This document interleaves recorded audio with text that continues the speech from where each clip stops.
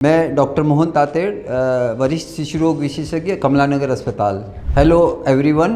अभी सर्दी का समय आ रहा है। सर्दी में खांसी का लक्षण बहुत कॉमन होते हैं और वर्तमान में आप सब ने देखा पढ़ा होगा खांसी की दवाई के बारे में। ये जितना भी हो रहा है, ये खांसी की दवाइयों के अंदर एक प्रिजर्वेटिव होता है जिसको हम बोलते हैं डाइथिलीन ग्लाइकोल, DEG। इसकी मात्रा मानक स्टैंडर्ड से बहुत ज़्यादा गुना पाई गई, तो उस बैच की खांसी की दवाएं जिन बच्चों ने भी ली उनके अंदर ये रिएक्शन हुआ और उनको ये परिणाम मिले। इसलिए आप अभी वर्तमान में जब भी आपके बच्चे को खांसी हो तो डॉक्टर को दिखा के डॉक्टर की सलाह और डॉक्टर की राय से ही खांसी की दवाई दें। खांसी की दवाएँ अमूमन सेफ़ होती है, परंतु किसी बैच में अगर इस तरह की गलती हो गई तो उसका खामियाजाना भविष्य में आगे दूसरी दवाओं के ब्रांड को भी भुगतना पड़ता है।